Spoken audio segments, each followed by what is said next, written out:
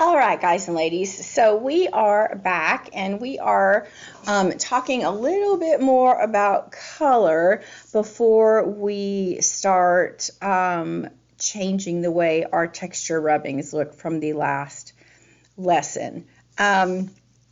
So everyone has already completed their color wheel, and I hope that you still have it somewhere in your sketchbook or notebook. But basically, there are several different ways that you can group the colors on the color wheel. We know that the three in the center are primary colors because primary colors are what we use to make all of the other colors. For example, orange, green, and violet. So, red and yellow made orange, yellow and blue made green, red and blue made violet. And then when we go out from here, red and orange made red orange, yellow and orange made yellow orange, yellow and green made yellow green, and so on and so on. So, the primary colors are one way to group the colors.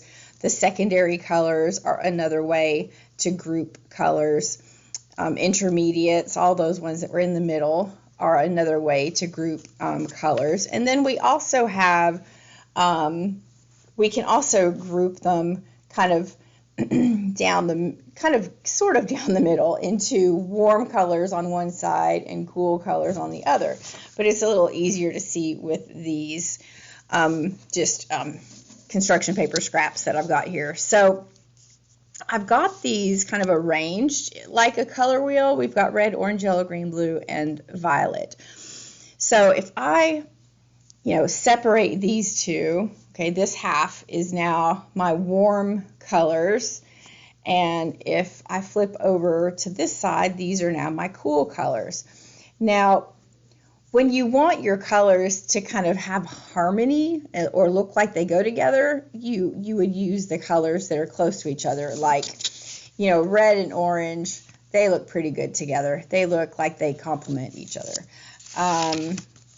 Yellow and orange look, pretty good too. It's kind of bright against a darker color, but it's okay. Same thing with like blue and green. They look pretty nice together, and I'd say blue and violet are probably a little more, they create a more peace between the two of them just by the way they look. Now, if you want there to be a lot of contrast between your colors, then by choosing a color from one group and using it with a color from the other group will give you a lot of contrast. And contrast is like the really strong difference between two colors. So if I group my warms together, they kind of go together. They remind us of like fire or sunsets or things like that. The cool colors here, they kind of remind us of just nature and outdoors and cooler weather and cooler environments, grass, things like that. So if I use these together, they're going to create a more harmonious artwork. If I use these together, same thing. But when I pull from one group or the other and use them together, they're going to create contrast. So, for example, if I picked up my red and green and put those two together, those two together, and I'm going to move these others out of the way for a second. Those two together, they have one of the strongest contrast between two colors. Same thing with purple or violet and yellow. Those two have a very strong contrast between the two colors. Same thing with blue and orange. They have a very strong contrast between the two colors. And that is because they are actually opposites on the color wheel. And they're called complementary colors, which makes no sense to me really, because complement would be something that you get along with, not necessarily something you don't get along with, but okay. But they're called complementary colors. And they are directly across from each other on the color wheel. So if you had your old color wheel out, you saw the green and you look directly above it, red is its complementary color. Yellow, and you come across from it, violet is its complementary color. And blue, if you look across, is orange. Those are its complementary colors because it's as opposite as you can get on the color wheel because they're equally spaced apart, and it's just like daylight and dark, kind of opposites on the color wheel according to color theory. So when you use these pairs, it's going to create a lot of contrast. But you don't necessarily have to just use these pairs. If you chose something from the warm pile and used it with a color from the cool pile, it's still going to be, it's still going to have contrast. It may not be as strong as the complementary color pair would be, but it's still going to be a contrast between warm and cool, not necessarily between two complementary colors, which is fine. So the reason I said all of that is when we did the texture rubbings last time, I said that we were going to change these and do some other things to them. So in order for us to be able to change them and use them for our next assignment, we need to paint over these because we don't want there to be any white space. So I have gotten out my paint sets again, like what you guys would have at home to use, something like that. And I'm going to grab my color wheel, and I'm going to get my brush wet. Got my water can here. And I'm going to start with this green patch up here in the corner.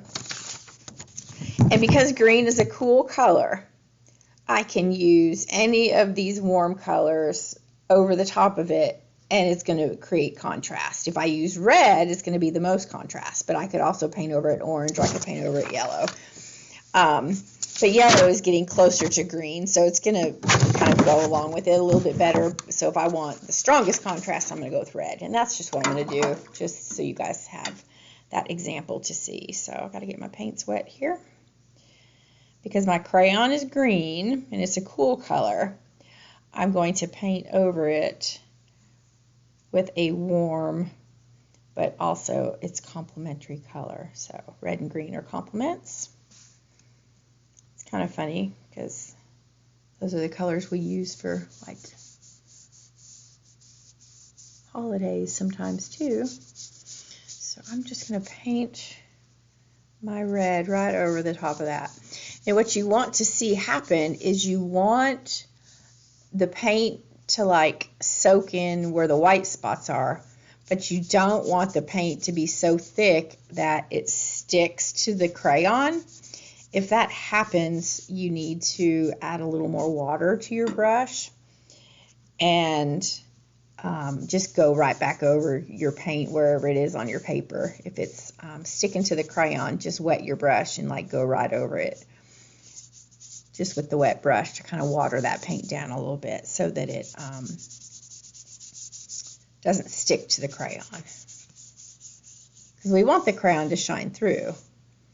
So that is red and green together. That's going to have the strongest contrast, and it'll look even more, it'll look even brighter after it dries. So we'll have to give that time to dry. So underneath that, I've got red texture rubbing that I did. So if I wanted to, I could go, because red is a warm color, I'm going to look over here on the cool color side, and I could paint green over it, or I could do blue over it or purple over it, because that's still, warm and cool are still the opposites. I think I will just do green. Even though this is red and green, it's going to be different because this is green crayon, red crayon. So I'm going to paint this one down here green, because I think it's going to show you better contrast than that upper one anyway. So let me get my green paint set up here. There we go.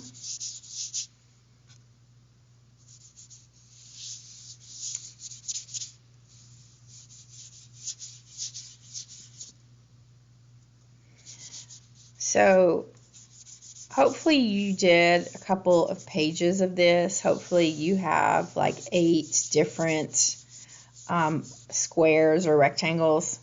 Unlike me, I've only got 4 on this sheet. Just for the sake of time, in the last video I only did 4. So hopefully you've got more than that, because you want to have a lot of variety when it comes to this paper once it's dry, because we're going to use it for the next assignment. So then this one is blue, that one is orange, and orange and blue are complements. So I am not going to like paint them like I did these two over here. I'm going to change this one up a little bit. So because blue is a cool color, I know I can paint over it with red, orange, or yellow.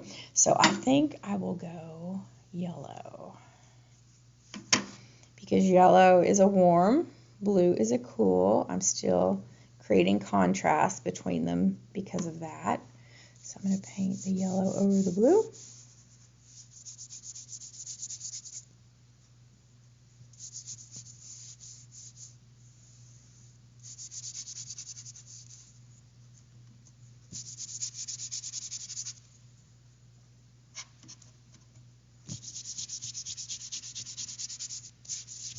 There we go.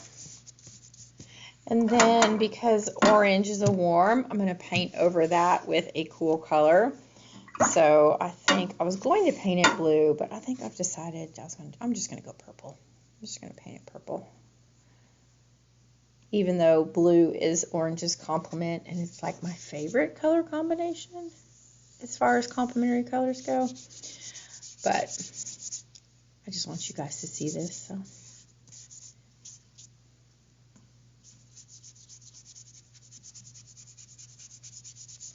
You want to try to cover all of the crayon. I don't know if I've said that or not. Don't leave like any white space or anything. Try to get right up over all that crayon.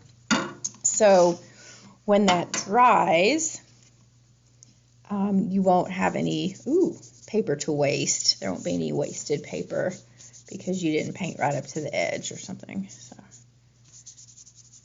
you won't have to trim a whole lot of it off. So that is the second step in this particular lesson. And once these dry, we'll come back with that next video when these dry, and we will talk about what to do with them next. So I hope you've enjoyed the texture rubbings, and I hope you've enjoyed kind of seeing what paints, different color families can do when you use them together or against each other to create some nice contrast. So we will talk about our textures and contrast in our next video and what we do with them. So you guys have a great rest of your day, and I'll see you later. Bye.